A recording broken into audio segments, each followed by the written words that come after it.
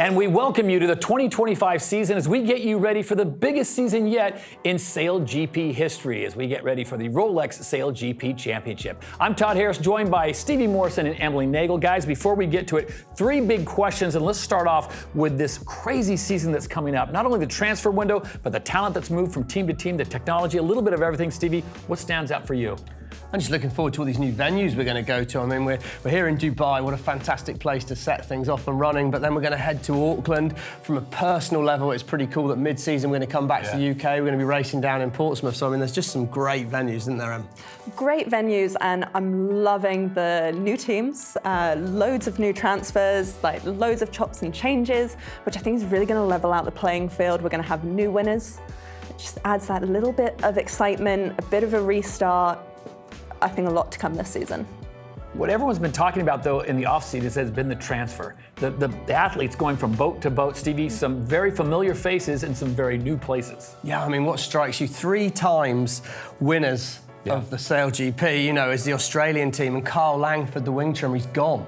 Now, first thing I want to know, and what I really want to know about all these transfers, so hopefully Russell's listening, someone must know how much money are these guys going for?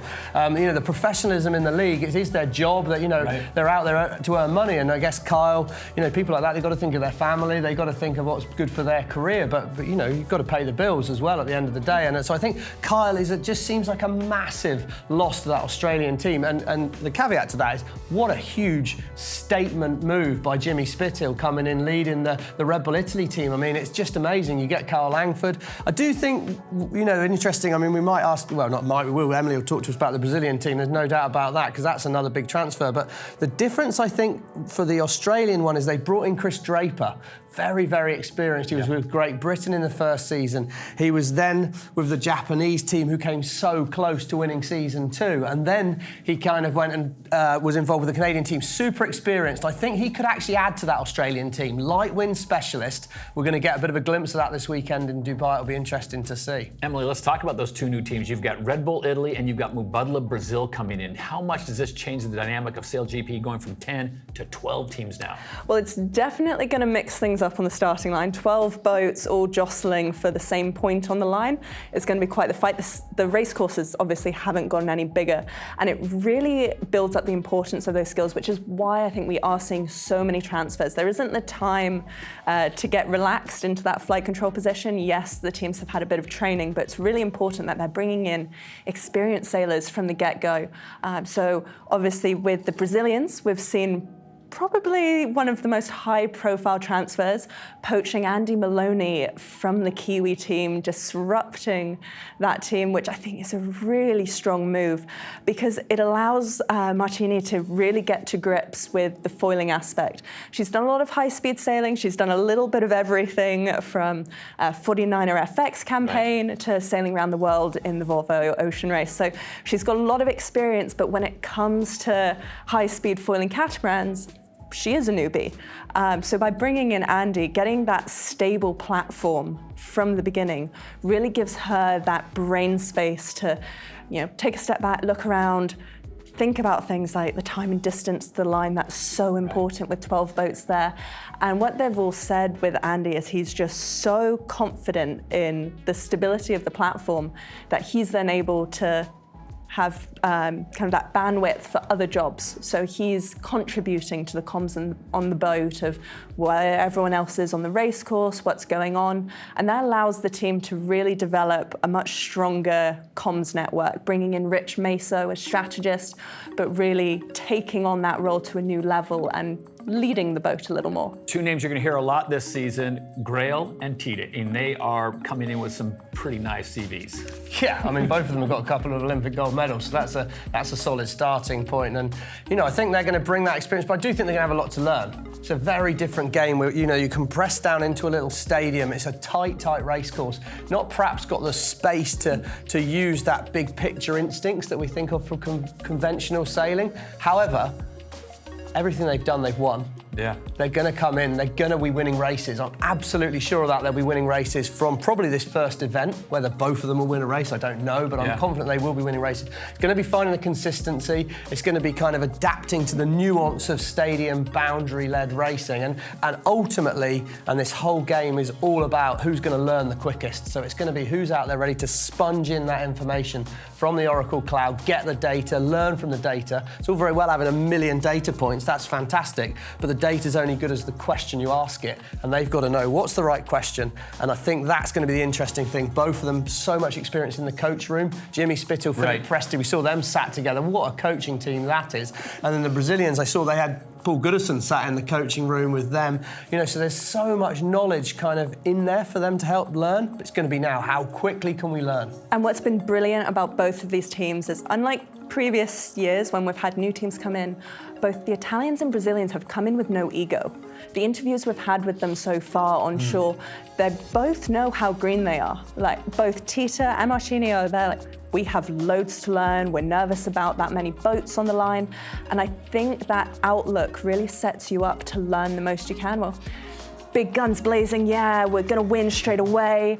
We've seen that a lot previously, and it doesn't always go to plan. So I think this new approach, it's interesting. There's some new names that are familiar to us, but they're new places. And you've got Dylan Fletcher coming back from HGBR. You've got Giles Scott going to North Star Canada. And then you've got some names that aren't sailing anymore, but they'll definitely have their fingerprint on this, namely Jimmy Spithill. What is his new role? What is it going to mean for Red Bull Italy? I don't know. I mean, he's just such a knowledge base, and I don't know him particularly well personally, but he seems a great leader of a team, a real sort of figurehead. He's going to inspire them. He's going to instill that confidence, as well as all the knowledge he brings. I mean, first off, Red Bull Italy. I mean, that's a pretty good backer to have on your side to start things off as a sporting brand and confidence building in itself. But I think he's going to bring that knowledge. Him and Philippe Presti have worked together for so long over the years, we have heard about these high profile ones. I think an interesting one where we talk about that ego and coming in with high expectations. Perhaps the new US team did that mid-season. Hans Henken. Yeah. He's come back, bronze medal at the Olympics this summer. He's come back in flight control. Probably not going to be one of the big banner names in terms of changes on the team lineup, but I wonder what Hans can bring to the team, because I feel these next sort of 4 or 5 events crucial for the US SailGP team. So from people, let's go to technology, and obviously the biggest technological advancement, Emily, has got to be the T-foils coming in at the second event in Auckland. France gets back into the mix as well, so that is going to be almost like starting a whole new season again once we get to Auckland in January. Yeah, the T-foils are going to be a huge leveler across the field. I've done a bit of research, spoken to a few people, really gone into this side of it, because it is a really exciting development. These L foils that we've been using have been around for a while. The system hasn't necessarily been perfect. It's been a struggle for some flight controllers to get to grips with. I know some of the better flight controllers are a little upset that there's going to be new foils that they've got to learn. They lose that advantage that they've got on some of the less experienced flight controllers. But the technology side is really interesting. So these foils are actually going to be twice as heavy because they're made out of titanium, but they've got a bigger surface area. So we should see some pretty decent kind of takeoff speeds, so to speak. But on top of that, the control system has changed. So all the flight controllers are now going to be able to control the cant of the foils, and that's how far inboard and outboard the foil moves. Previously with the L foils, they can move up and down, and then they can adjust the rake, so how much lift that foil is providing. But by adding that third dimension, it just adds that little bit more of difficulty for the flight controller, and that's all about the righting moment. So the further outboard the foil goes, the more righting moment there is, the more power, essentially. But there is a trade-off. If you go too far outboard, the tip of the T-foil pierces the surface of the water.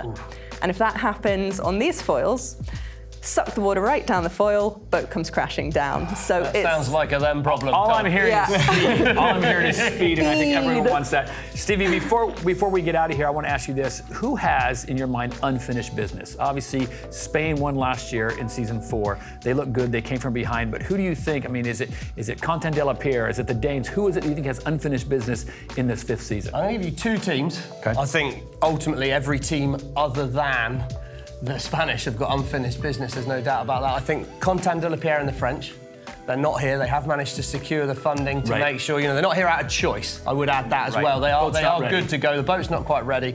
We were worried we weren't going to have 12 boats till much later in the season. So, I mean, it's fantastic news for the championship that actually they're going to be back there in Auckland. So very much to make it clear, it is their choice that they're not here at this event. But oh my God, they've been so close. And that final mark of the final fleet race in San Francisco where they had the incident that, we'll still never quite know. I'm not sure if anyone's been brave enough to ask Contant exactly what happened at that final turning mark, but that was the season there. I mean, they could have so easily won last season, and they didn't. So France, without doubt. And then for me, USA. The US SailGP team, Taylor Canfield, I mean, they came in fantastic result of that first event in Abu Dhabi, and then they've really struggled. And I think the good news for them is Dubai is a really, really good venue for them. It's a tactical, tight race course. Now, Taylor's phenomenal in that kind of environment. Tight, boat-on-boat interactions is absolutely right in Taylor's wheelhouse. He's going to love that. However, they did have a poor end to last season. There's no denying that. They've made all the right moves. They've had the most training time since season 4. They've put the most hours in. They have got Hans Henken back in, that bit of experience, that Olympic medal-winning pedigree. They've made a lot of good moves, but for me, they really, really struggled at the end of last season. Now they've got to show us, put the money where their mouth is. Well, it's going to be fantastic, and the big winner is going to be us and the viewers at home. Remember, it is going to be a long season. This is not a sprint. This is a marathon. From November to November, we're going to race around the world, 5 different continents, kicking off here with the Rolex SailGP Championships. Of course, this is the Emirates Dubai Sail Grand Prix presented by P&O Marinas. We look forward to seeing you, and we hope you enjoy the action. So for Emily Nagel and Stevie Morrison, I'm Todd Harris. We will see you at stop number 1. Get ready. This is going to be an amazing season.